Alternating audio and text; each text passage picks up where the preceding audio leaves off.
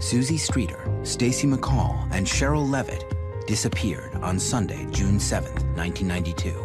When a person disappears without a trace, often the most critical information is hidden in their actions and words from the days before they vanished.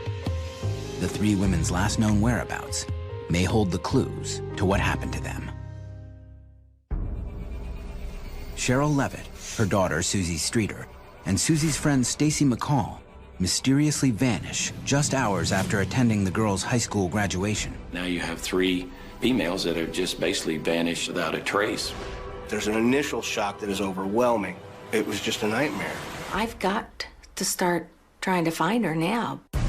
But this bizarre missing persons case fuels more rumors than answers. If they find remains there, then we're going to have to deal with it. I believe that the three missing women are buried close to Springfield. I am willing to be wrong. Prove me wrong. Prove me wrong.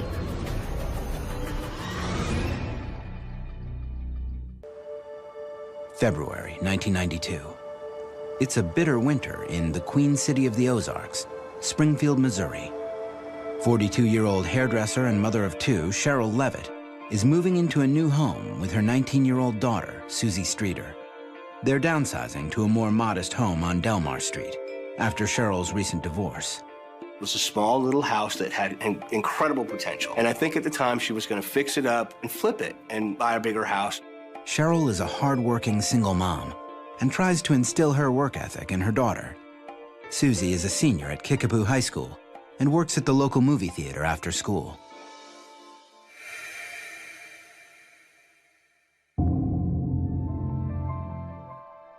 A few months after the move, Susie begins focusing on her upcoming high school graduation. She is spending a lot of time with her friend, Stacy McCall, who she's known since childhood. You know, it was senior week and they had a lot of activities. They were, going to the senior breakfast, that type of organization type thing. Susie and Stacy are feeling nostalgic and want to make the most of their last days of high school together, according to Stacy's mother, Janice McCall. They started focusing back on their childhood. They were realizing that not all of them were going to be going to college and that they would kind of split apart a little bit. Janelle Kirby is a friend of both Stacy and Susie in high school. The three of us didn't hang out a whole lot together. It was more, I did a lot of stuff with Stacy, and I also did stuff with Susie. The three teens have big plans for their summer. We were ready for the water parks, the pools, shopping, and getting ready for college. In the fall, Janelle and Stacy McCall will attend Missouri State University. Stacy and I plan to go to college together and possibly join a sorority. Susie tells her brother she would like to follow in her mother Cheryl's footsteps and become a hairstylist. Mom and Susie were extremely close. They understood each other, they were bonded, they got each other. I believe Susie wanted to go into cosmetology because she looked up to my mom so much, and she wanted to be like my mother. Kickapoo High School is planning an alcohol-free graduation party for the night of June 6th. It's called Project Graduation. They had a pledge that they had to sign that they would come without any alcohol or anything else and would be there all night long, and they could not leave. They would be locked in. But the girls decide not to sign up and make their own plans. They wouldn't have been unlocked until about 8 o'clock the next morning, which would have changed things dramatically.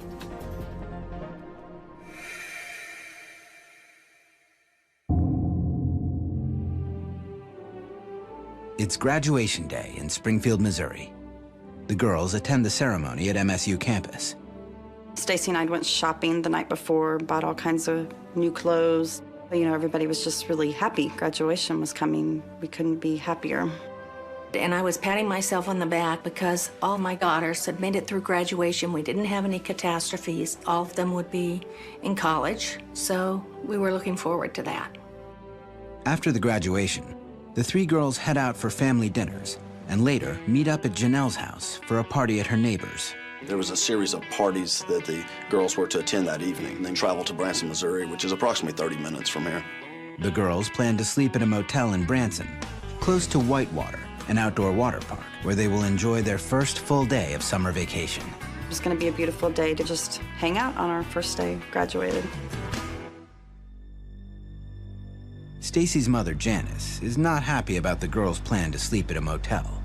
Then, she hears from Stacy around 10 p.m. She's relieved to learn the girls have decided to stay at their friend Janelle's house instead. We were having fun at the party. It was getting late. We just didn't want to leave the party and drive to Branson, so we just decided to go to the water park the next day.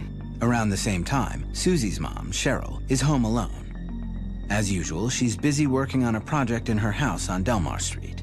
Around 9:30 to 10 o'clock p.m., Cheryl Levitt was at home refinishing a piece of furniture that was in her bedroom and was planning to go to bed that evening.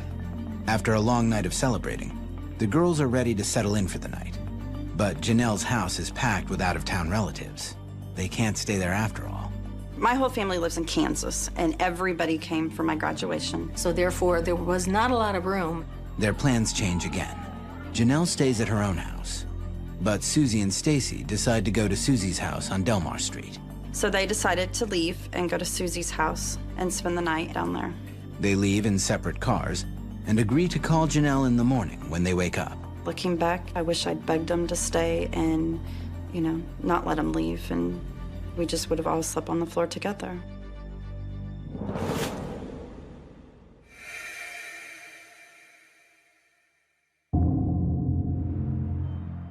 It's a bright, sunny morning when Janelle wakes up, but she gets no phone call from her friends. It was probably like 9 o'clock when I woke up. I hadn't heard from them, so I called. No one answered. Janelle calls the house many times, trying to reach her friends Susie and Stacy, but no one answers. Mike, my boyfriend, picked me up, and so we went to Susie's house. I had never been to the house before this. They had just moved there recently. When Janelle and Mike arrive at the house on Delmar Street, it appears at first as though everyone is home. When they arrived, Susie's vehicle was there, Stacy's vehicle was there, parked in the driveway, and Cheryl Levitt's car was in the carport area. So all three of the vehicles were at the residence. They approach the house, but even before they knock, they see something out of the ordinary. And when we got to the front porch, there was glass everywhere. Janelle immediately notices that the globe covering the porch light at Susie's house is shattered, but the light bulb itself is intact. Nobody answers the door, but they think perhaps they are still sleeping. She and Mike grab a broom and sweep up the mess. And so Mike just cleaned it up just to do a nice thing.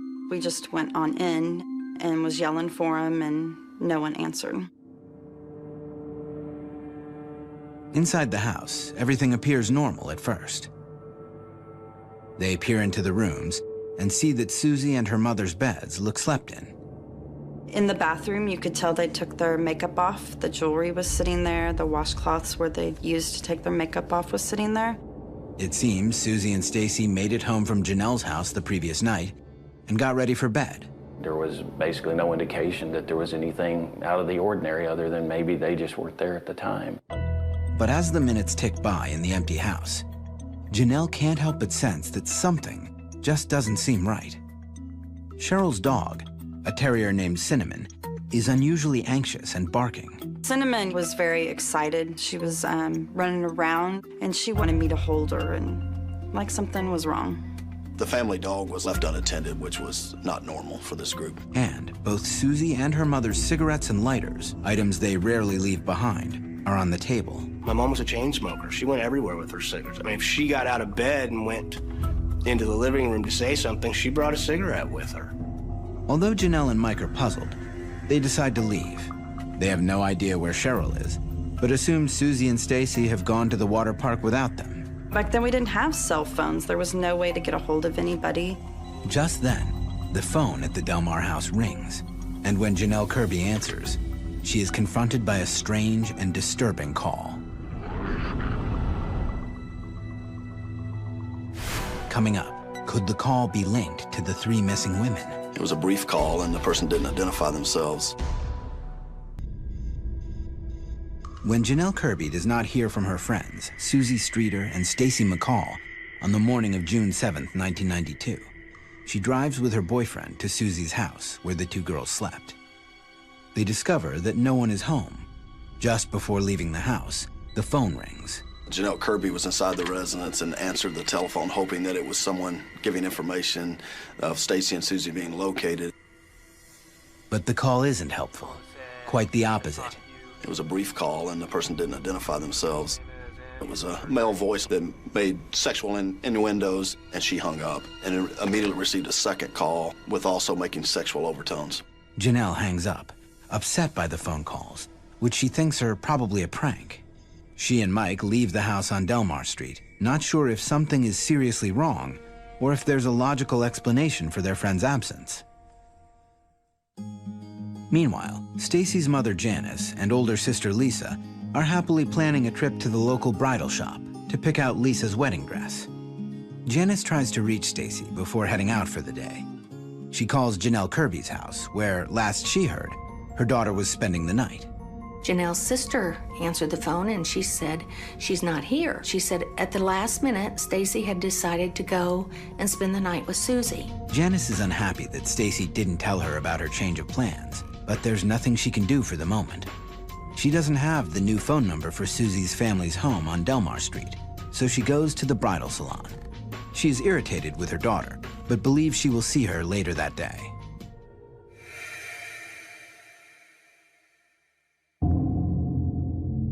It's now been 15 hours since anyone has seen or heard from Stacy McCall, Susie Streeter, or Susie's mom, Cheryl Levitt, but no one knows if they are actually missing.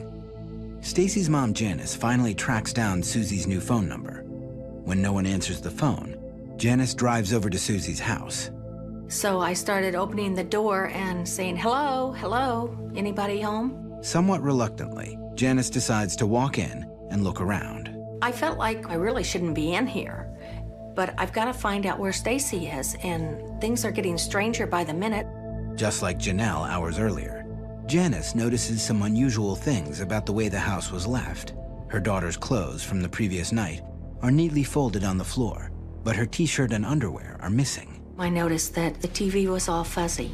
Stacy's purse was sitting right next to Susie's purse, and right next to that on the floor was Susie's mom, Cheryl's purse. And I thought that was kind of strange. I think that's when I started feeling this is not right. Janice is suddenly sick with worry. She calls the police to report Stacy missing. And I was just really trying to hold it together. And they said, we are going to file this as a missing persons report. It's late, so the officer asks Janice to come to the station the next morning. He makes an unsettling suggestion. And that was, can you get their dental records? And for me, if they want dental records, they're thinking they might be dead. And I think it really hit me hard that there was something really bad going on. And I thought, I've got to start trying to find her now. Janice gets pictures taken at graduation developed and sets out to do something unimaginable just 24 hours after the ceremony. She is creating a missing person poster for her daughter. With the help of the Springfield community, Janice distributes the posters statewide. Hi, I'm Mrs. McCall, and this is my daughter. Okay. And they're missing, and we'd like to put posters in your windows, on your doors. Okay. Soon, they appear across the country, dubbed by the media as the Springfield Three. By now, police have developed a timeline. Sometime between the hours of 2 a.m. when the teenagers left Janelle Kirby's house and 8 a.m. when people started calling Susie's house, something happened to the three women. To complicate things, well-meaning friends and family who went to the crime scene may have removed critical evidence. I don't think they intentionally tried to contaminate the crime scene or anything, but there was quite a few items that were moved inside the residence before the police were called, mainly just searching for clues or where they may have gone. During Janice's frantic search, she played Cheryl and Susie's answering machine, most likely erasing a message that may have contained a clue for investigators. There was a particular phone call that was received that evening that the police were very interested in. There was a kind of a strange message. It was a man, and I don't remember what the message was. And somehow it got deleted. The investigators don't believe that this message had any connection to the prank phone calls received at the house by Janelle Kirby. But with the message erased, they will never know for sure. The community starts flooding the police with tips. The amount of calls and the amount of tips that came in on this case was more than I'd ever seen in my entire career prior to, and really more than I've seen in my career since then. In a strange coincidence, a neighbor of the McCalls reports a stolen vehicle the same night the three went missing. The owner of the car is a classmate of Susie and Stacy's. We're requesting individuals to look for a burgundy 1987 Toyota Supra two-door. At first, I think they were putting a connection on that, but it turned out that the car was stolen from our area and not by Susie's house. When the car turns up, days later, police can find no connection to the women's disappearance. Then, a waitress at Cheryl and Susie's favorite restaurant tells police she saw the three women eating between 1 a.m. and 3 a.m. on the night they went missing. It's a popular place, and there was quite a few people there. Everybody that we could locate and identify as being there that evening were interviewed, and we could not corroborate that any of the three people were actually at the restaurant that evening. More than 30 officers are assigned to the case.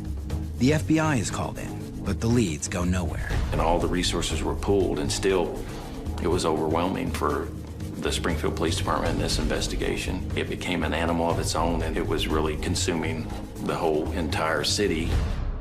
The city is gripped by fear, and the police are perplexed by the lack of evidence. Now you have three females that have just basically vanished off the face of the earth without a trace.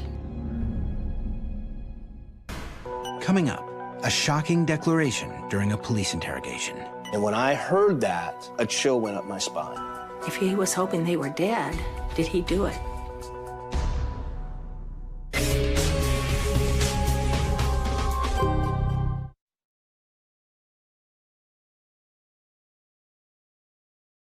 Cheryl Levitt, her daughter Susie Streeter, and Stacy McCall have disappeared, seemingly without a trace. Police start gathering information on the three women. Nothing in any of their backgrounds suggests that they would simply run away, so they dig deeper. They start with Cheryl Levitt. She worked and was a mother and did not have relationships at the time that would have been suspicious in nature. Cheryl is a mother of two. Bart Streeter, her eldest, is 9 years older than Susie. She was my baby sister, and I loved her. She just was sunshine. But police learn that Bart's relationship with his mother is more complicated. My mom said to me the same thing all parents say eventually, and that's if you want to live under my roof, you have to live by my rules. I didn't want to live by that rule, so I left. At age 17, Bart moves out, but the tension with his mother continues for years. According to Bart, his mother struggles in her relationships with men who often have problems with alcohol. Bart says he falls into the same pattern of behavior. She had family members who drank to excess, and she wanted me to quit, and I wasn't going to. After 10 years of living on his own, Bart returns to Springfield in the fall of 1991. I had a rough breakup with my girlfriend, and I needed a new start. Bart and his little sister Susie decide to get an apartment together, which gives them a chance to get to know each other again. But Bart says his drinking gets in the way. If I had not been drinking to excess, the relationship that I have with my mother and sister would have been completely different. I do regret the drinking at that time. One night at Susie and Bart's place, things spiral out of control. Susie came home late from the movie theater, and she told me to turn my music down. And I told her no, I wasn't going to turn my music down. It was Friday, and I was partying. Bart Streeter and Susie had a physical altercation where she was arguing over him being under the influence of alcohol or drugs at the time. It got heated, and some stuff got thrown, and some stuff got broken, and we yelled and screamed and hollered at each other. After the fight, Susie moves back in with her mother, Cheryl. They decide they have reached their limit with Bart's behavior and cut him out of their lives. Just 3 months later, before any chance of reconciliation, the two most important women in Bart's life are missing. There was a message in my inbox to call the Springfield Police Department. They asked me if I had seen or heard from my mother and sister. Streeter heads down to the station and quickly understands the situation is grave. There's an initial shock that is overwhelming, and from there, it was just a nightmare. The police immediately start looking at Bart Streeter as a suspect. And looking into the background of the family and his family situation, there was things that piqued our interest as far as wanting to talk to him further about past disagreements with Susie and his mother. Anybody that is close to the family, and especially men that are close to the family, brother, husband, boyfriend, you're initially considered a suspect. Police question him to establish his whereabouts the night his mother and sister went missing. Streeter says he was drinking that evening and passed out on his couch. When police follow up on his story, both a neighbor and a girlfriend corroborate his alibi. There was nothing I was not willing to tell them, and there was nothing that I didn't tell them. He was cooperative, and he did talk to the police and did cooperate with interviews and showed a strong interest in the case from the beginning. Bart Streeter passes a polygraph and is cleared as a suspect. He says he continues to be tormented by the disappearance of his mother and sister. I believe that it actually broke me, that I would just sit and cry, and it hurts so bad that you are afraid you'll never be able to quit. But you don't know what to do. Next, police turn their attention to Susie Streeter's past relationships. Susie Streeter had questionable people in her background, and we definitely spent a lot of time investigating the individuals that she was close to. They are particularly interested in Susie's ex-boyfriend, Dustin Rekla, a young man Susie broke up with just a few months prior to her disappearance. The couple split when Dustin was arrested for vandalism at a local cemetery. Police wonder if this crime could be linked to a motive in the disappearance. After driving around one night, Dustin and his friends vandalized a mausoleum, and the following morning, kids found skulls in a tree at a local park. What we found interesting during this portion of the investigation is he was also dating Susie Streeter during this time frame. Days later, a bizarre tip is called in to police. The tip refers to a deal brokered at a local pawn shop where some young men were selling gold teeth fillings. At the time of the gold fillings, of course, we didn't know that it would tie back into the mausoleum. Officers discovered that the gold fillings were removed from skulls taken by the mausoleum vandals. The officer went to the pawn shop, and basically the pawn shop owner had taken the ID of the person pawning it, and it would check to a Mike Clay. Michael Clay, a local teen, is apparently a close friend of Susie's ex-boyfriend, Dustin Rekla. When the officer visits the Clay residence to follow up, he observes some strange items in the house when Clay's sister answers the door. A poster with a large circle, candles, and an animal skull.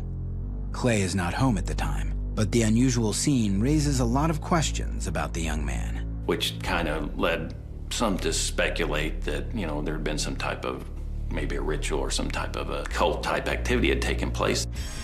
You're talking about Springfield, Missouri, where it's the heart of the Bible Belt, more or less. And when you start talking about ritualistic activity or some type of satanic activity, no one really wanted to talk about that. And even the police didn't want to talk about it. When the officer returns to Clay's house the next day to question him, all of the suspicious paraphernalia is gone. Both Dustin Rekla and Michael Clay are brought to the police station for questioning about the vandalism. Susie Streeter provides police with a statement on her knowledge of the incident. It is testimony that is used to charge the two boys and will be presented in court in September of that year. She was cooperative with the police investigation and provided us with a written statement. She wasn't even aware of what they were going to do until after it had been done.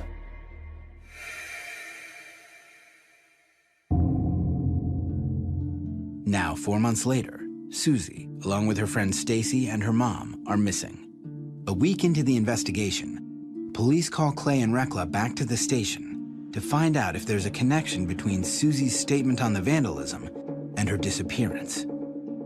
A news crew in Springfield reports to the community that Michael Clay makes some incriminating statements during his interrogation. And he stated he wished those bitches were dead.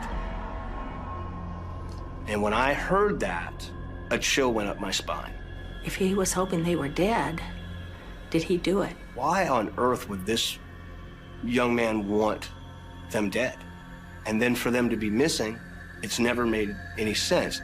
He explained later in future interviews of why he made the statement, and he blamed having a disagreement or a personality conflict with the investigator that was questioning during this case. Both Dustin Rekla and Michael Clay deny having anything to do with the disappearance of the three women. The night Susie, Cheryl, and Stacy disappeared, Dustin Reckla says he was at a local band's rock concert and after party. It's not a definite airtight alibi. Michael Clay had a similar alibi that it couldn't be confirmed or denied for that evening. But almost 3 weeks after the boys plead not guilty in court to institutional vandalism, the women are still missing. At first, I really thought that maybe Michael and some of that group had gotten really angry at Susie and that maybe they held them somewhere and had them until after the court date. And I thought, well, maybe they'll let them go then. Eventually, the boys changed their plea to guilty and are placed on probation. Police say both Michael Clay and Dustin Reckla have cooperated throughout the investigation, but neither can be ruled out as persons of interest. Coming up, a tip from 800 miles away brings to light a new suspect with a violent history. He is almost as bad a nightmare as their disappearance. It's early July 1992, and the 3 women from Springfield, Missouri have been missing for 4 weeks. Family members and police are at a loss. Until a new and frightening piece of information surfaces about the morning of June 6th, the day of their disappearance. The person that reported she was on her front porch at 6:30 to 7 o'clock a.m. on Sunday and observed a van turning around. She thought it was Susie Streeter that was driving the van. It's a disturbing story. Even though the sighting takes place in a neighborhood over a mile east of the house on Delmar Street, police believe it's a solid lead. I think very likely Susie was the driver and gone the wrong way from her house, and you can't get to the freeway off that street. She said that she looked like she had been crying a lot, and that she pulled up in the driveway and she heard a man's voice in the back saying, "Don't do anything stupid, just back out, turn around and get us out of here."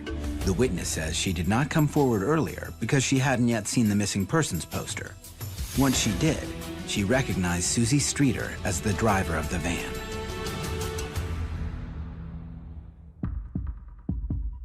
The witness describes the van in detail to police, and an official search gets underway.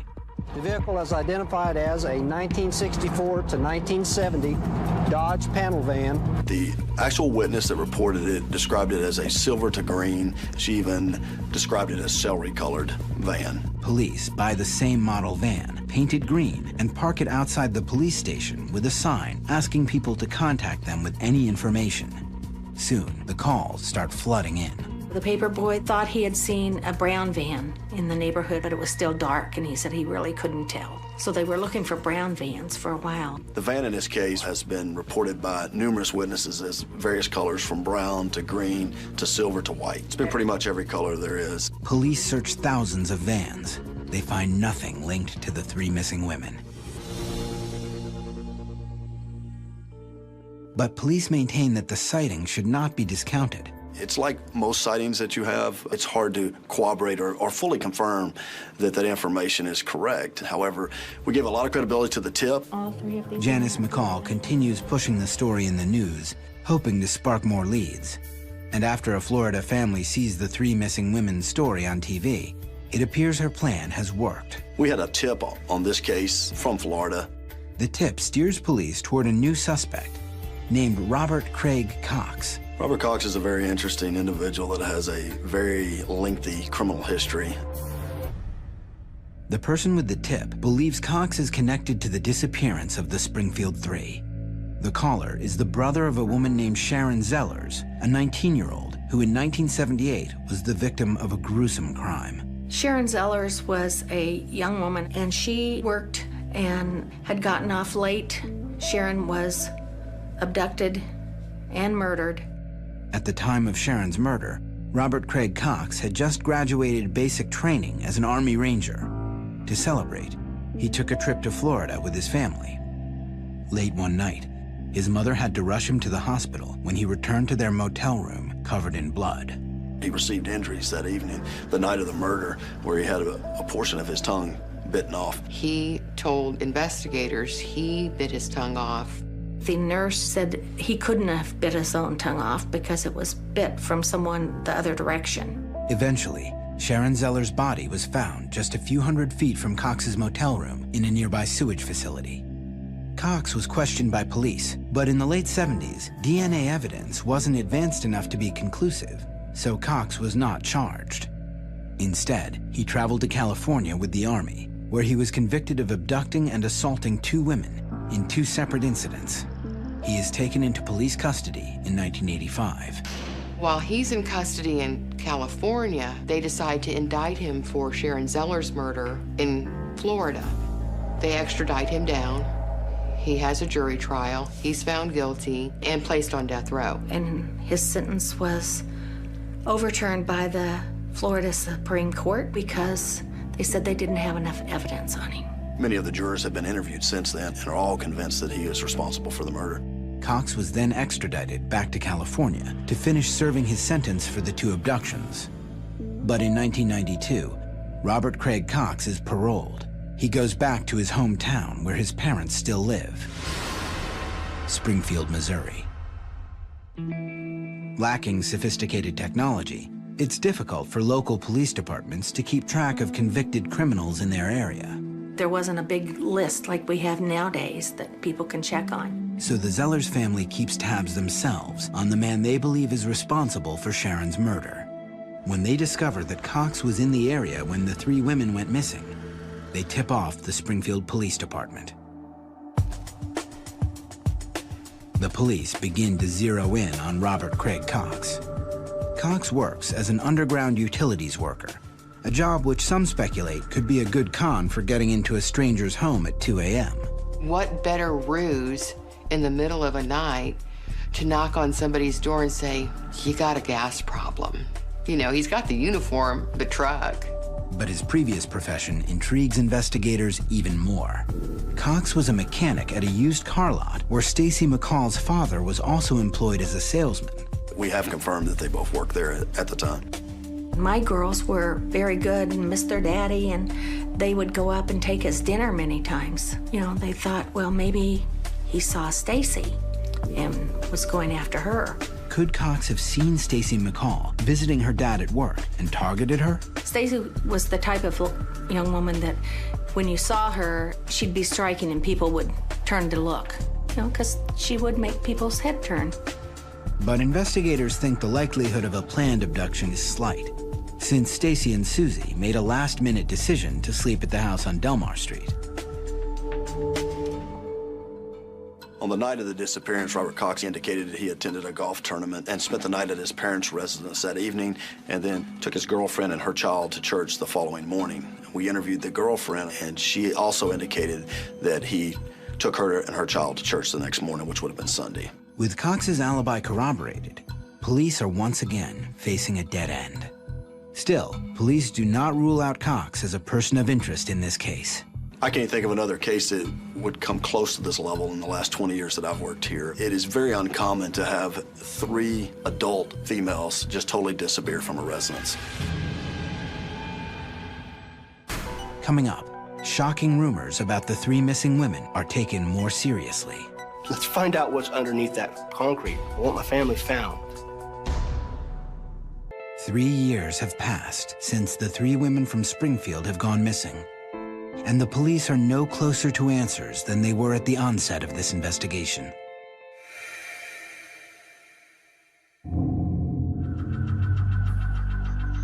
In March 1995, a fateful event brings investigators back to a person of interest in the case. Robert Craig Cox, who has since moved to Texas, is arrested for aggravated robbery. When police in Springfield hear about it, they decide to revisit Cox's alibi in the case of the Springfield 3. When they re-interview his former girlfriend, she provides a story very different from her original statement. During this interview, she recanted her previous statement, saying that she had talked to Robert Cox just prior to our interview and that she had indicated she was with him at church when she really wasn't. Robert Craig Cox could charm anyone, and apparently he had told her that if the police came out, she was to say that. Basically said she provided the initial story because she felt that he may have been involved in some other crimes. However, she was unaware of the 3 missing women case or that he was a suspect.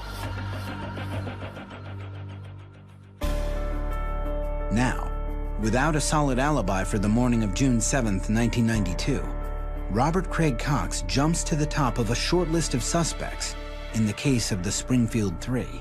He is almost as bad a nightmare as their disappearance. Springfield police travel to Texas to interview Cox, who is serving a life sentence. But it takes more than one visit to crack him. We made 3 separate trips to Texas to interview him in the Department of Corrections. Each time, Cox denies any involvement with the 3 missing women and frustrates the police with cagey answers. He's toyed with the Springfield Police Department and with a lot of us in the media. I think he gets off on toying with all of us. Cox tells police just enough to intrigue them about his knowledge of the case, but not enough to incriminate himself. About a year later, still incarcerated in Texas, Cox gives an interview about the 3 missing women to a Springfield TV reporter. I know that they're dead. I'll say that. I know that. That's not a theory. Yeah, but I know that I just know that they're dead. I believe that a person who did this had experience, knew what they were doing. I believe that the 3 missing women are buried close to Springfield. It can either be a combination of just wanting attention, or it could be that he actually has some involvement in it. But he obviously enjoys the fact that people were contacting him and spending time looking into him as a possible suspect. Kathy Baird, a crime reporter for the Ozark Sentinel, becomes fascinated with the 3 missing women when she moves to Springfield in 2000. She's convinced the case can be cracked. I said, there's got to be something somewhere. Somebody knows something. And I picked the case up and started working it. Baird makes a lot of contacts in the community and starts receiving tips of her own. Most assume the women have been murdered and name possible locations of the bodies. Police are skeptical about some of the information. We have a lot of rumors about possible locations of where the 3 missing women have been buried or their remains are located. Most of it is psychic information that was provided in a dream or a vision from an individual. But Kathy Baird believes one of the sites is mentioned by too many sources, too many times to be a coincidence. The South parking garage at Cox Hospital. While Cox Hospital and Robert Craig Cox have no connection, it's another bizarre twist in a convoluted case. In 2007, 15 years after Cheryl, Susie, and Stacy go missing, Kathy asks a mechanical engineer named Rick Norland to come to Springfield, Missouri. She explained that she was investigating the disappearance of some women. She didn't tell me how many. Norland, who was called to Ground Zero after 9/11 to help dig out debris, is an expert in ground-penetrating radar, or GPR, which produces underground images. You're able to visualize what's below the surface or hidden. GPR can detect buried objects, changes in the ground's material, and cracks or voids in the soil. But the image GPR projects is not as clear as an actual photograph. So you get an image that you have to interpret. It's going to give you a black and white image, and a lot of times it looks like a bunch of squiggly lines, so somebody doesn't know what they're looking at. Kathy and Norland scan one corner of Cox Hospital's south parking garage.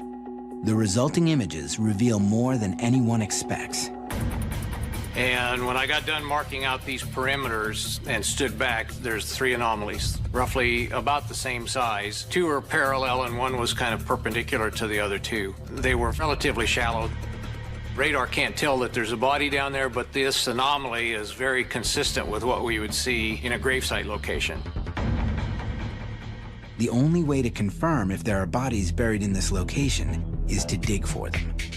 But the Springfield Police Department isn't convinced the GPR results are conclusive enough to justify tearing up the concrete. He has credible resources and credible references for his work.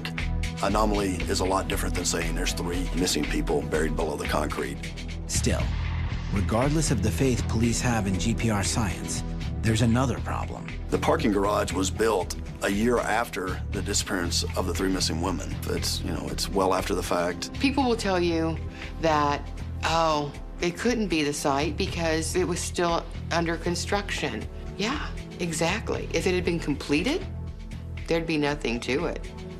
But it wasn't. Let's find out what's underneath that concrete. I want my family found.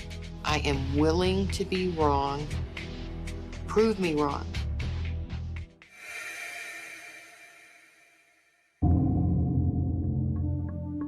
In December 2010, 3 years after Rick Norland scans the parking garage, police are reconsidering their position. Chief Williams says that he plans to get all parties involved, the hospital, former and current law enforcement who worked on the case, also the prosecutor's office, get everyone together in the next 2 weeks to try to move forward on this case. If there was a way to basically put those rumors to rest, then we would look at that. We're still open-minded, and we still look into every tip and lead, and we will continue on this one. If they find remains there, then we're going to have to deal with it. In nearly 19 years since the women disappeared, investigators have logged over 5,000 tips, followed leads in 21 states, and searched the woods throughout the Ozarks to no avail. For the families of the missing women, the lack of closure makes their loss even harder to bear. Janice McCall frequently visits a memorial for the 3 women to keep her hope alive. I take the attitude that my daughter is still alive because they have not found her and they have not found any remains. It's especially painful for Bart Streeter, who never got the chance to reconcile with his mother and sister. Now, I've always believed that we would have worked it out, but we never saw each other again. When Stacy first disappeared, I expected her back that day, and then a week, then a month, and then a year. And I just recently realized that she's been gone longer than I had her. And for her to be gone more than 18 years is heartbreaking. It's so sad. People have asked me before what I want. I want vengeance. I love my mother and sister.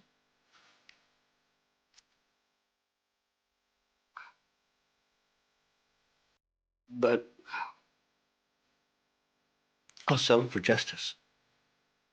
If there's 1/10, 1/100th of 1% of a chance that I can find her, I want that. I want to find her. I want her to know how very much she means to us.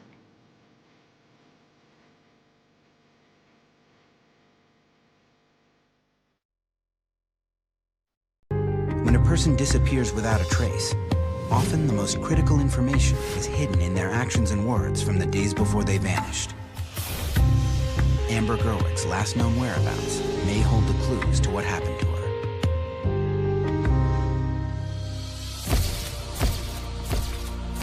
Mother of 4, Amber Gerwick, vanishes suddenly from her Jackson, Michigan home. My heart just went into my throat. Clues found halfway across the country paint a frightening picture. I saw the video, and I just literally could not breathe. Then, old wounds threatened to tear Amber's family apart. I had been through this once before when my brother disappeared. With him, they found a body. How could we as a family endure a disappearance again? What happens next stuns even the most hardened cops. Every now and then, no matter how many cases you've done, somebody will throw a curveball at you from left field.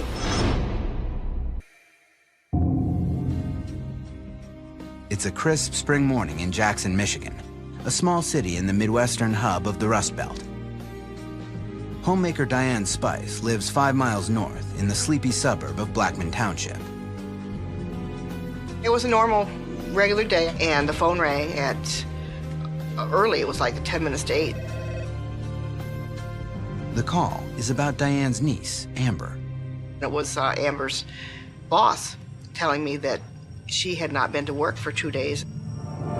32-year-old Amber Gerwick works as an administrative assistant at a local consulting firm. Amber worked for a company that contracted with Homeland Security. She enjoyed her job. She had just gotten a promotion, was really happy about that. She was really excited. She was going from working in a cubicle to having an office of her own. But it isn't just work that keeps Amber busy. She was taking a medical administration course part-time at school, working full-time. She was maintaining a 4.0 average while taking care of a family. Amber has 4 children. She and her ex-husband share custody. Amber was at a good place in her life. To Diane, her niece's sudden absence from work seems out of character. For her not to show up for 2 days without calling in was very unusual. So I thought, well, maybe she's sick. Amber has recently moved to a 1-bedroom apartment a few minutes from her Aunt Diane's home. Diane decides to check in on her.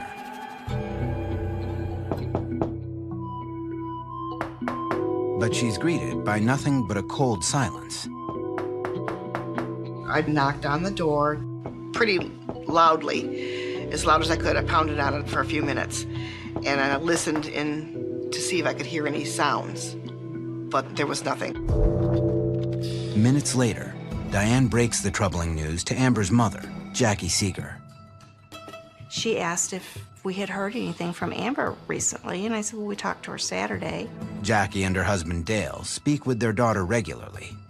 Amber lives in Michigan, and I live in Georgia, and that's a long ways away. So in order to stay in touch, Amber and I talked to one another on the phone. On April 9th, 2 days earlier, Amber was her usual talkative self.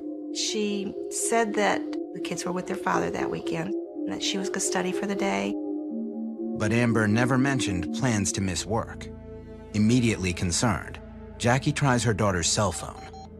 There was no answer whatsoever, just would go to her voicemail. Well, we decided at that point there needed to be a missing persons report filed. Diane files a report with the Blackman Township Department of Public Safety. Well, the next step was, of course, going to her apartment and searching. We felt it was important to check and make sure that she wasn't physically injured and laying in the apartment or worse. Within the hour, patrol officers arrive at Amber's apartment. But Amber is nowhere to be found. The police had crime scene investigative people there searching the apartment. They had called the detectives at that point. Leading the investigation is veteran detective Robert Schrock. As we entered, we made contact with the patrol officers that were on scene. At first glance, nothing appears out of the ordinary. There was no sign of like a struggle or altercation. The apartment wasn't in any type of disarray. There was food in the fridge. She also didn't appear to have packed any clothes. All indicators that she probably wasn't going somewhere for long. But then, one item suddenly catches his attention. Amber's purse was sitting by the door. Missing from the purse was her wallet, keys to the vehicle, and the vehicle was not at the apartment.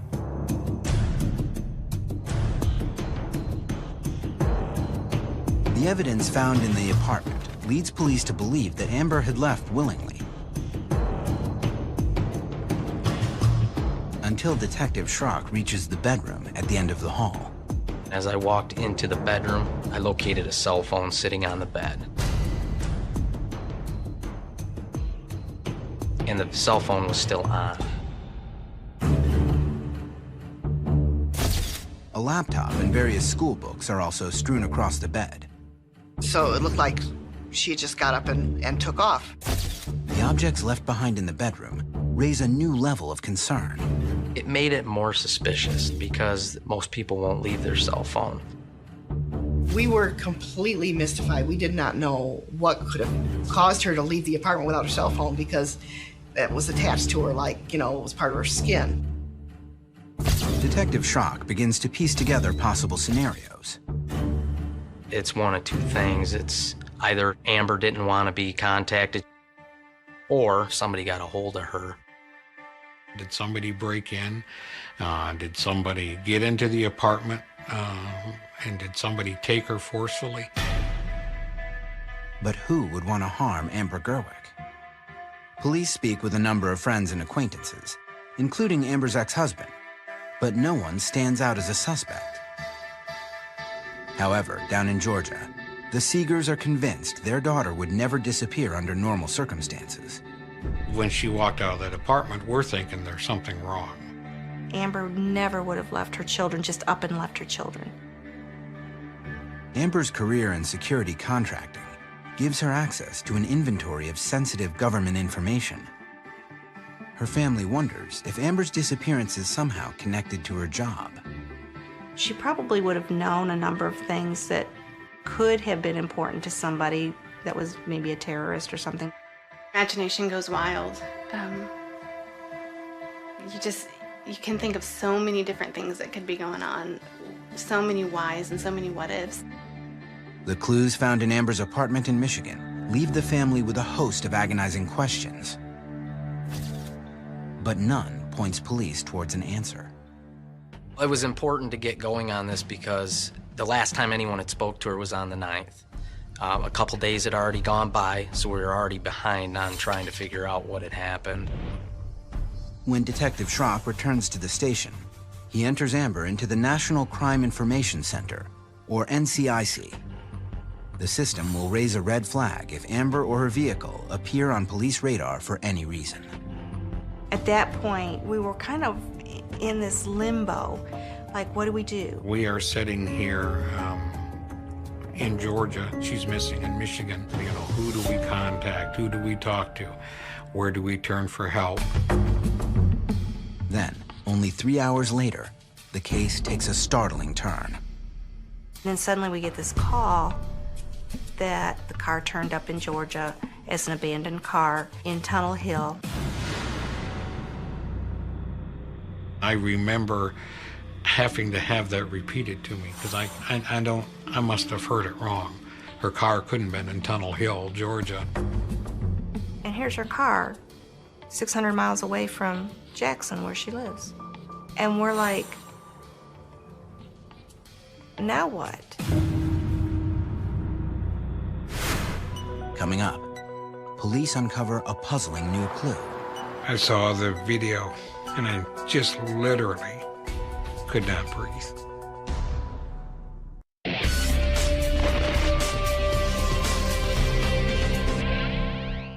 Mother of 4 Amber Gerwick has gone missing from her home in Jackson, Michigan. But just 3 hours after her family filed a missing persons report, Amber's car turned up in the parking lot of a Dollar General store in Georgia, over 600 miles from Jackson. And everything changed. The search had suddenly moved from Michigan to Georgia. What's most perplexing is not the SUV's distance from Amber's home in Jackson, but rather its proximity to her parents' home in Calhoun. That's about 35 miles north of us. It's way off the highway. It's just kind of an out-of-the-way place. According to Tunnel Hill Police, the SUV was abandoned in the parking lot at least 2 days earlier. Did she drive the car down here? Did someone force her to drive the car down? Did someone do something to her and then take her car?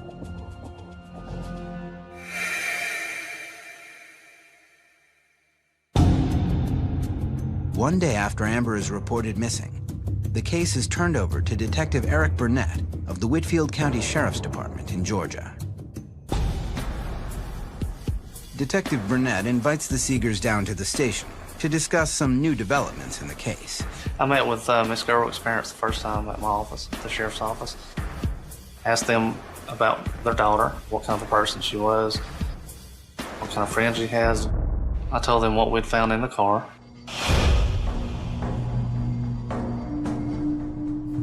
He said initially there appeared to be no signs of a struggle inside of the vehicle. There was no signs of violence. There was no blood evidence.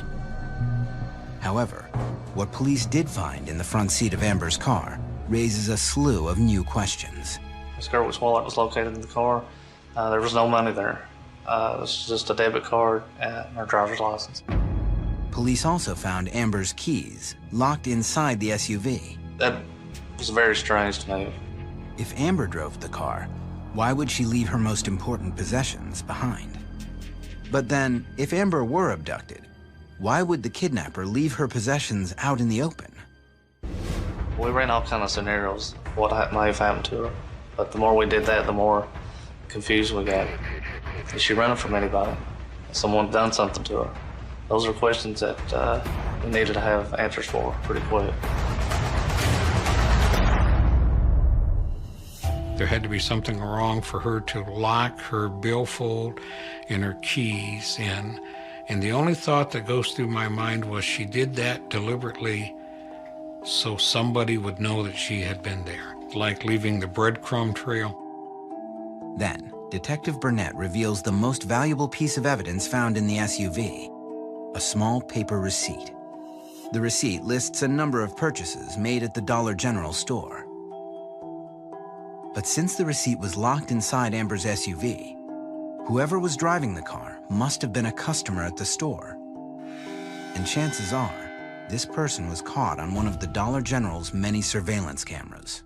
Based on the receipt, we knew the time and a date of where to look. We wanted to see exactly who was in that store. We went to the Dollar General store and met with the manager at the store to watch the video. Detective Burnett cues the footage up to Sunday, April 10th at 8:04 a.m., the time stamped on the receipt. What it reveals will turn the investigation on its head. This is a surveillance video. It showed a female in there buying several items and leaving the store. She was a white female. She had a University of Kentucky blue sweatshirt on, blue jeans and tennis shoes. I saw the video and I just literally could not breathe. Looked at the monitor and there's my daughter.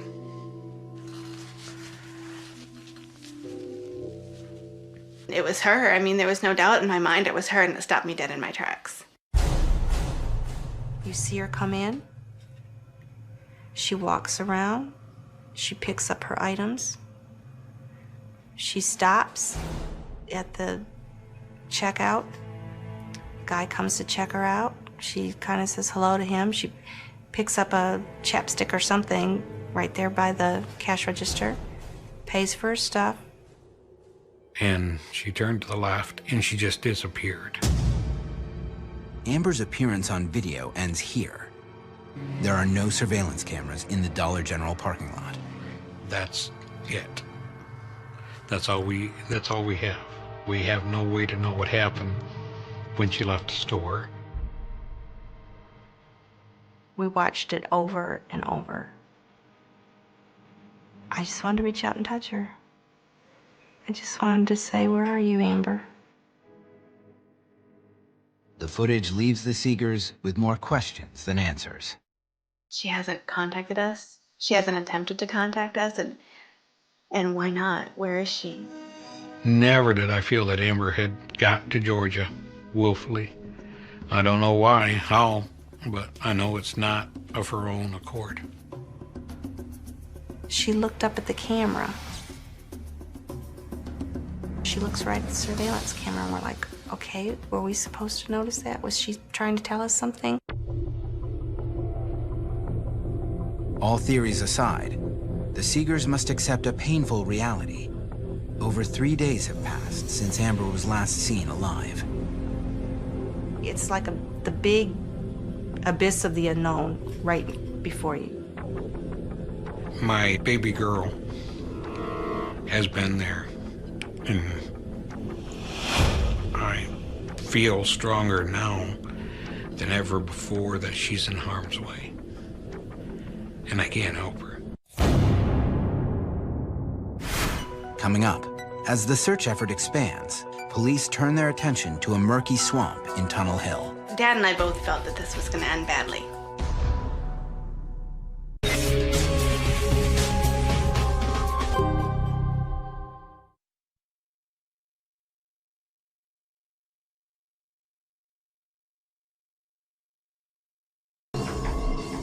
Amber Gerwig has not been heard from for 4 days. Georgia police spotted her on surveillance footage from a convenience store in the small town of Tunnel Hill, Georgia, over 600 miles from her home in Michigan. Oddly, it's just under 30 miles from her parents' house. But Amber has not been seen since, and her parents are beginning to fear the worst. The problem is that, yeah, you saw her alive there, but you don't know what's happened in the meantime. Okay, she made it to Georgia, but she only made it as far as Tunnel Hill. How come she's not here?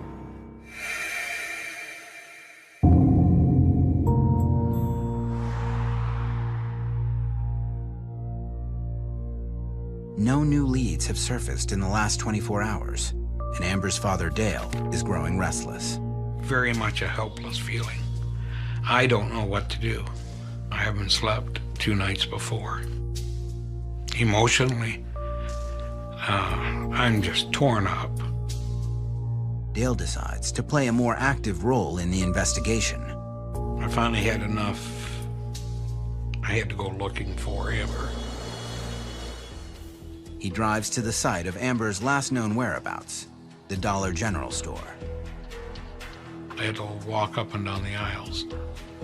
I know that I'm not going to find her there, but I know that that's where she was. And I walked up and down these same aisles.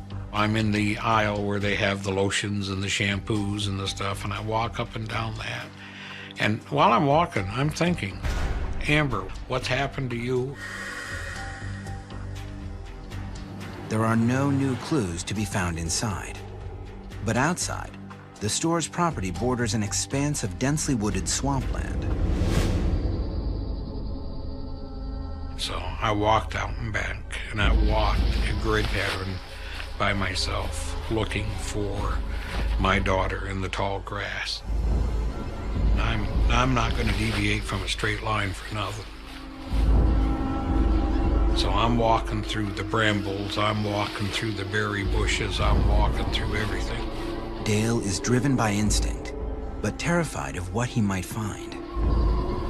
I climbed down in the drainage culvert, walked that from one end to the other, and walked out there through the mud as much as I could to find her. After trudging through acres of jagged bramble and putrid swamp, Dale can go no further. I just sat there and looked down.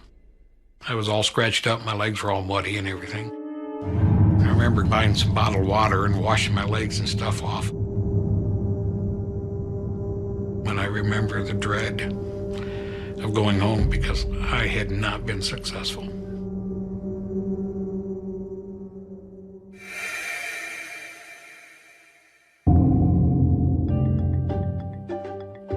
The Sheriff's Department enlists the help of the Georgia Bureau of Investigation, a state-run criminal justice organization. Well, the GBI, they have more resources than we do. They bring us more manpower for searches. Heading up the case is Special Agent Daniel Sims. Time is of a critical element.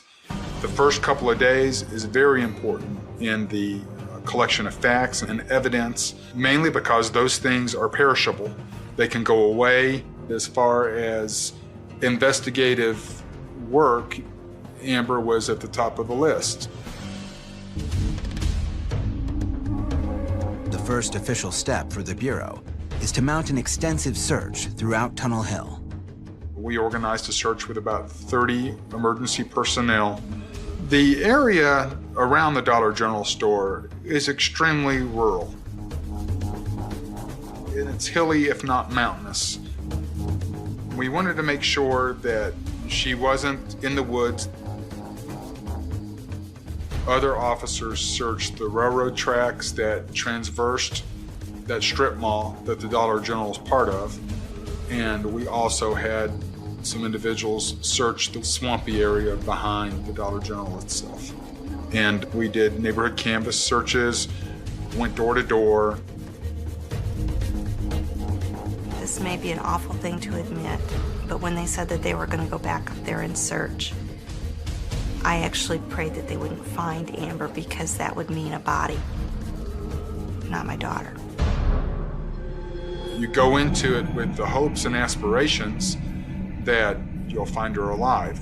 But at the same time, having traveled down these investigative roads before, you keep your eyes open for anything that's on the ground or motionless, or, of course, the discovery of the human body. But after an exhaustive search, the team comes up empty. Though Agent Sims is undeterred, the failure to uncover new evidence is a blow to morale. The longer that anyone is missing, the chances of finding them lessens. Dad and I both expressed that we felt that this was going to end badly, that there really wasn't a lot of hope. It was very hard to be hopeful because of the history as a family. Although it's hard to fathom, Amber's disappearance is actually a familiar trauma for the Seeger family. I had been through this once before when my brother disappeared. It was winter, it was in January, and he tried to go to this party and he got lost and got stuck in the snow. We didn't know where he was for 2 years. He died of hypothermia. It was horrible for our family. How could we as a family endure a long-term disappearance again? Would we be able to get through something like that? Coming up, Amber's father suddenly finds himself at the center of the investigation.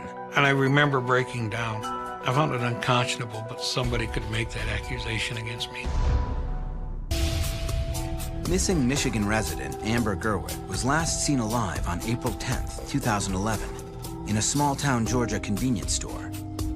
But in the days and weeks following, in spite of a concentrated search effort led by state and local police, no new leads have materialized. When you know that you have a missing person and their family's grieving, it's hard not to think about that even when you're off duty. And I found myself thinking a lot about Amber and where she might be. Distraught by the lack of answers, Amber's parents devote every spare moment to searching for their daughter.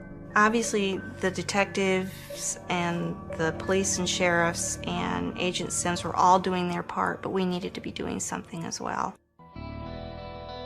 Amber's brother, Sean, designs a missing persons poster for his parents to distribute around town.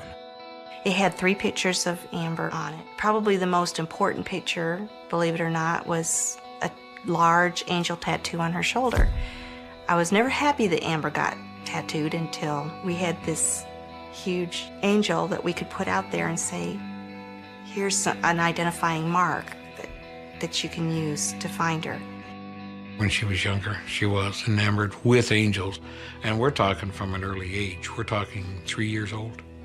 I had an angel pin, and when I saw the pin, I'd forgotten I had it. I pulled it out and I put it on. It served to help me.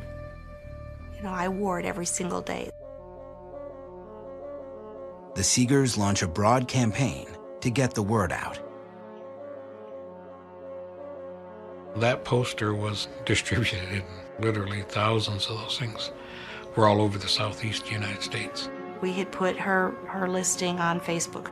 We would post it and we would ask our friends to repost it, and Amber's friends were posting it and reposting it. Dale and Jackie are desperate for their efforts to yield some new leads. That was my full-time job, was finding Amber. Meanwhile, Agent Sims is working every angle, including some of the darkest places on the criminal landscape. There is a certain segment of our society that are predators, and they do target people. We did focus on local sex offender databases, and we actually interviewed some people that were on that list. Then, on April 27th, disaster strikes the South. Northeast Alabama and Northwest Georgia and Southeastern Tennessee got hammered with a series of F4 tornadoes. We had to divert ourselves from the investigation to focus on rescue efforts. It was a pretty trying time for everybody in the Northwest Georgia region. Suddenly, at the Georgia Bureau of Investigation, Amber's case is no longer priority number 1. We knew that he literally did not have time. That was rather devastating for us. There might be, 2 or 3 hours a day that I could focus on Amber's investigation, and then it was right back to our efforts in helping the communities that were afflicted by the tornadoes. But despite Agent Sims' vigilance, weeks go by with no new answers. For the Seegers, each passing day erodes their hopes of finding their daughter. Amber had been missing for 3.5 weeks. We cried, we prayed, we didn't sleep. It was a real tough time. We were running out of ideas.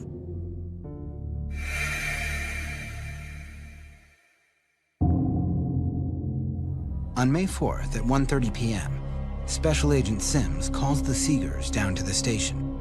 He says he has an important matter to discuss with them.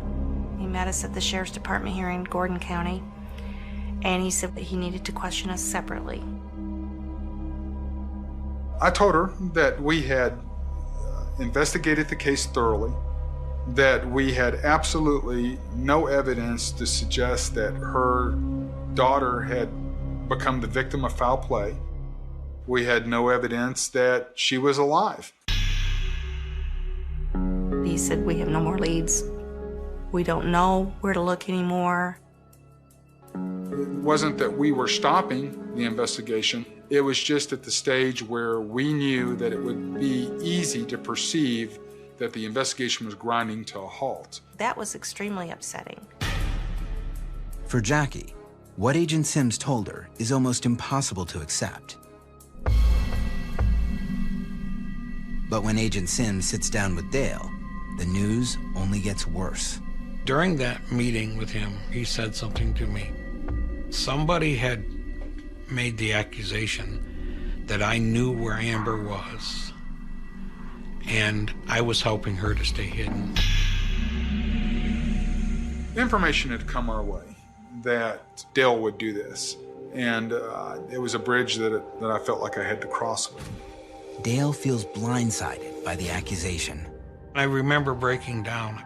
I found it unconscionable, but somebody could make that accusation against me. One of the most unpleasant parts of my job is when I've got to sit down with somebody who is truly grieving and then challenge them as to whether they have committed a crime. I didn't feel like that the Seegers had engaged in this type of activity, but I just had to cross that bridge. Agent Sims is convinced of Dale's innocence, but it comes as little relief. After we got done with that discussion, he told me there was just nothing more they could do. I remember walking out of that interview room and feeling like I was carrying a 10-ton weight. The Seegers' lives have taken on a hollow sadness they are convinced they will have to live with forever. But they soon would be proven dead wrong.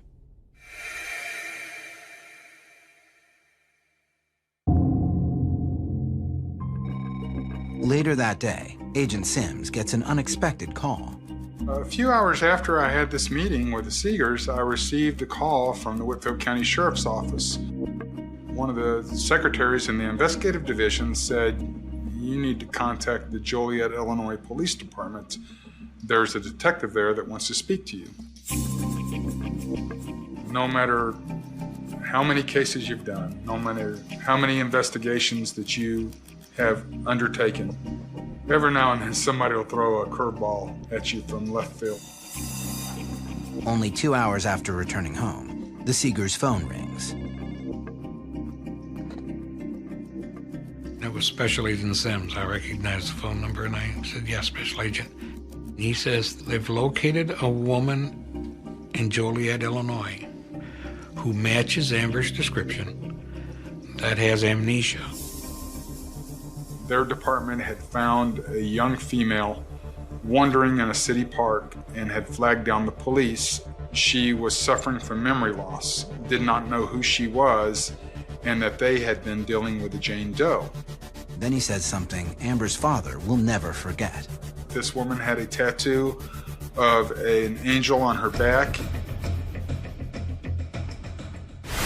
Coming up, A dramatic break in the case is not exactly what it seems. I'm looking into a face that isn't right. I don't know how to explain it. She just didn't look right. It's been 3.5 weeks since missing mother Amber Gerwick was last seen in Tunnel Hill, Georgia. Her family had all but given up hope of finding her when they received some astonishing news. An unidentified woman suffering from memory loss was found in Joliet, Illinois, nearly 600 miles north of Tunnel Hill. Joliet police think it's Amber. They've located a woman that matched her description identically, that had an angel tattoo on her right shoulder. In Joliet, the story of the woman who lost her memory had caught the attention of the local media, who broadcast a photo of the mysterious woman. The photo was seen by someone familiar with the missing person flyer posted on Facebook. The Facebook communication was that this is the person you're looking for. She's Amber Gerwick. Sims sends the Seegers a photo of the woman taken at Silver Cross Hospital in Joliet. And there was Amber in a hospital bed, staring at us. I just said, it's her. It's her. And Dale's like, it's her. She's there. She's alive. We were jumping. We were screaming. We were crying. My happiness wasn't even close to their happiness. Over the phone, you could hear that weight being lifted, you know, and all of a sudden this flood of hope coming into their heart that, you know, their daughter's alive.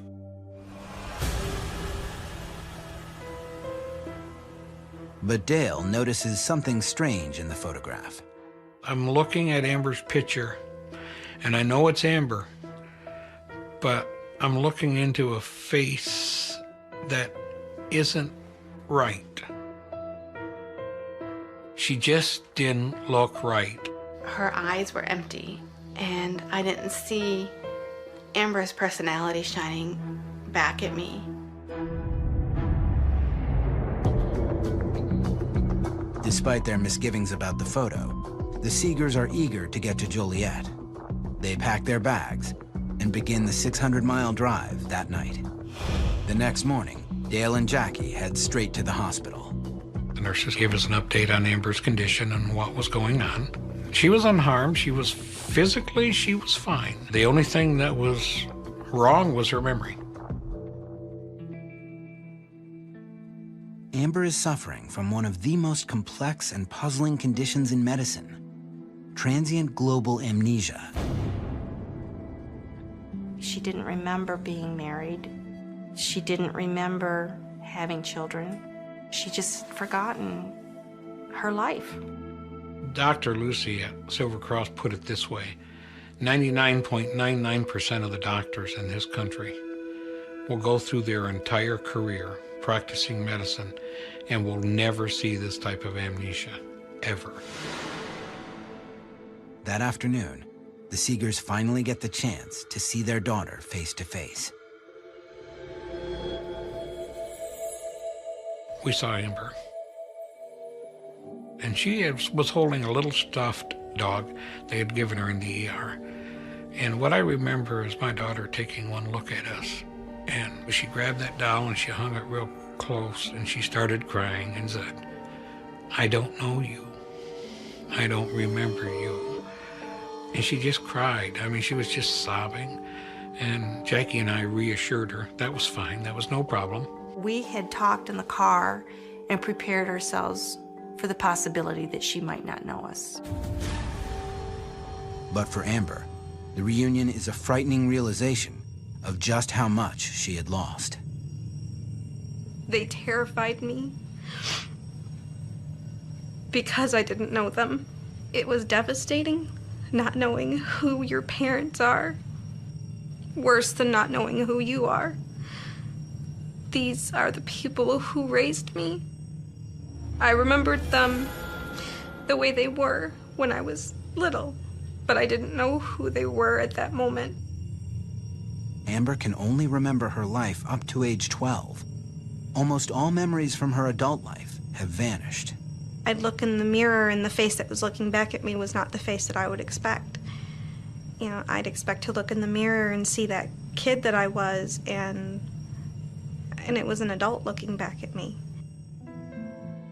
The Seegers spend the next few days slowly walking Amber through the last 2 decades of her life. They were explaining to me that I'd been missing and how long I'd been gone, and how she had this angel pin.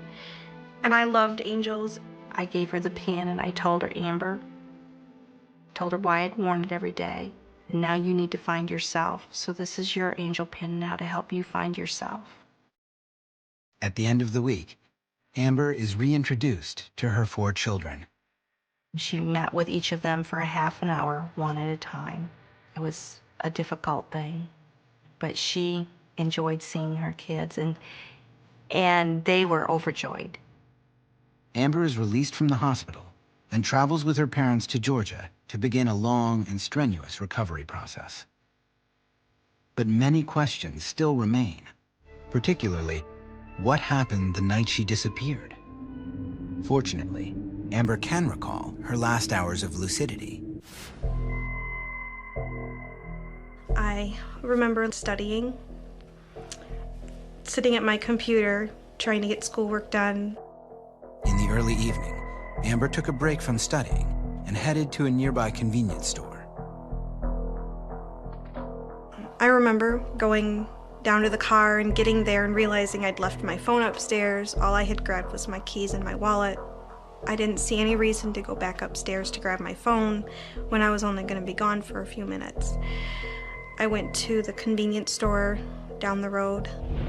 I picked up a couple of small things there, and then that's it. It just stops.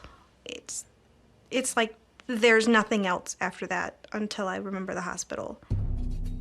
Doctors assume Amber spent the next 3.5 weeks in what is known as a dissociative fugue state. Dr. Lucy told us that the person that is in the fugue state can still operate. They can take care of themselves.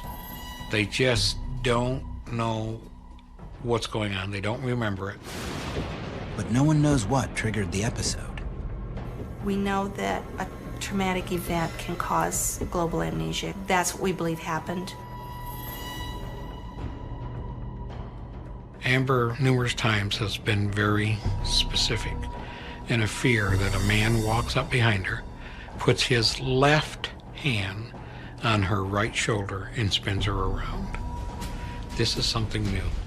I believe that somebody grabbed her from behind and either frightened her terribly or did something to her and she ran. Amber is still haunted by the dark gaps in her memory. She still has no idea where she was, where she ate, or where she slept at night during her fugue state. I refuse to think about what happened during those 3.5 weeks when I was missing. What caused me to walk away? What caused me to just disappear like that? What happened to me while I was gone? I could drive myself crazy thinking about those things. I've had to stop thinking about it and just accept that those 3.5 weeks are gone and that I'll never get them back, even if I get the rest of my life back. Today, Amber is still working to recover the memories she lost, but she has a positive outlook towards the future. There's so much she doesn't know, so much she doesn't remember, and she wants to know it all. She wants to learn it all. She's remembering a little bit more each day. The Amber that you see today is the Amber that she's always been. There's really no change in her personality. Her sense of humor is the same. The best thing that has come out of having amnesia, I've had this opportunity to examine my life and the decisions that I made from an almost a third-person perspective. How many people get a chance to re-examine their life like that? Through her ordeal, Amber has learned a valuable lesson. The one thing in the world that mattered the most to me is that people don't lose hope. You have to keep hoping that if somebody that you love is missing, that they're out there. It means the world to me to remember every day how many people refused to give up that I would be found. You can't give up. You have to keep hoping. दुनिया दो दिन दी बंदावे मौत दमाल दुनिया दो दिन दी दुनिया दो दिन दी बंदावे मौत दमाल दुनिया दो दिन दी आए कर तू कुछ ख्याल दुनिया दो दिन दी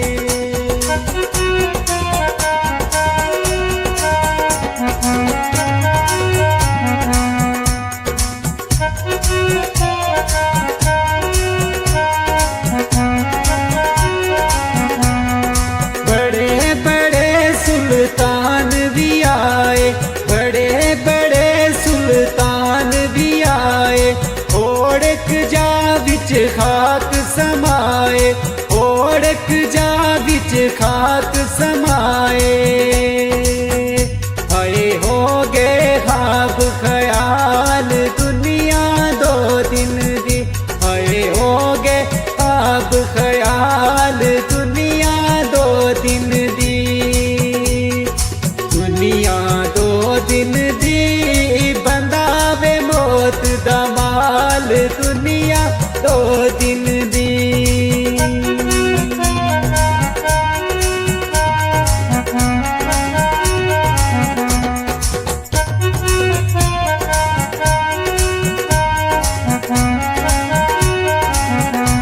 ऊंचे लम्हे महल बना दे ऊंचे लम्हे महल बना दे दगा फरेब ते जुल्म कमा दे दगा फरेब ते जुल्म कमा दे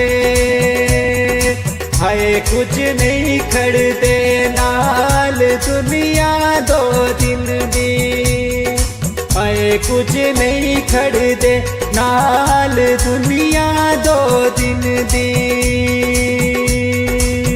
ओ दुनिया दो दिन दी बंदावे मौत दमाल दुनिया दो दिन दी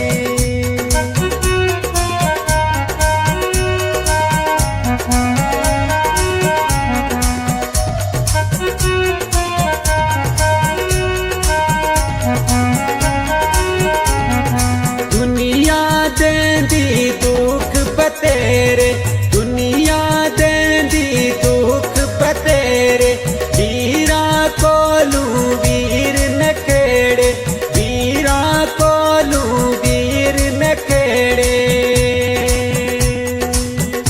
आए मावा तू विछड़े लाल दुनिया दो दिन दी आए मावा तू विछड़े लाल दुनिया दो दिन दी ओ दुनिया दो दिन दी बंदावे मौत दमाल दुनिया दो दिन दी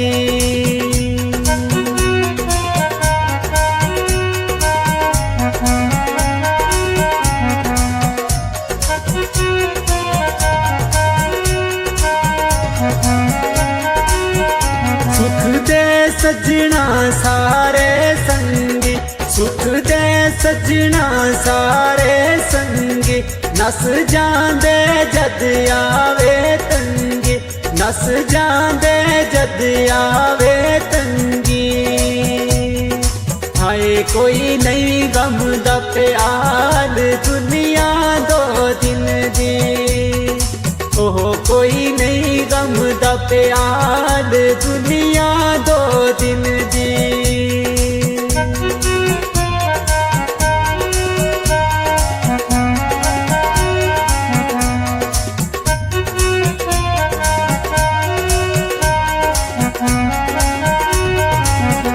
हंसना रोना गम लाचारी हंसना रोना गम लाचारी आज मेरी कल तेरी बारी आज मेरी कल तेरी बारी हाय कंजरी दी मिसाल दुनिया दो दिन दी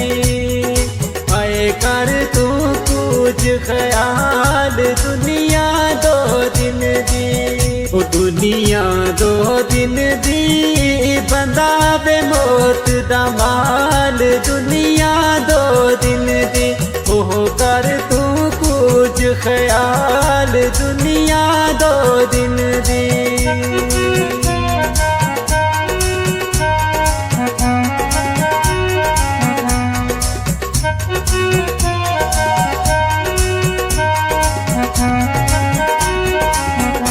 पुत वे तुड़ानी मिट्टी दा वीरा पुत तुड़ानी मिट्टी दा वीरा अपना आप संभाल बशीरा अपना आप संभाल बशीरा हाय मिट्टी मिट्टी दा माल दुनिया 2 दिन दी हाय मिट्टी मिट्टी दा माल दुनिया 2 दिन दी हाय कर तू कुछ ख्याल दुनिया 2 दिन दी हाय कर तू कुछ ख्याल दुनिया 2 दिन दी ओ दुनिया 2 दिन दी बंदा मिट्टी दा माल दुनिया 2 दिन दी हाय कर तू कुछ ख्याल दुनिया 2 दिन दी हाय कर तू कुछ ख्याल दुनिया 2 दिन दी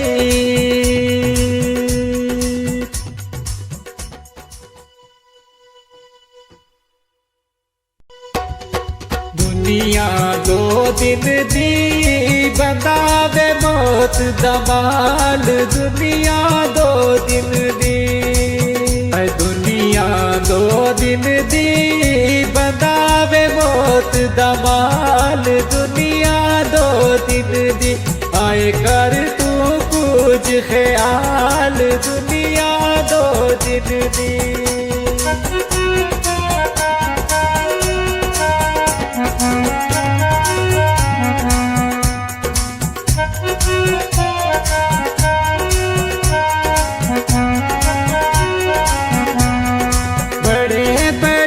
सुल्तान भी आए बड़े बड़े सुल्तान भी आए ओढ़क जा बिच खाक समाए ओढ़क जा बिच खाक समाए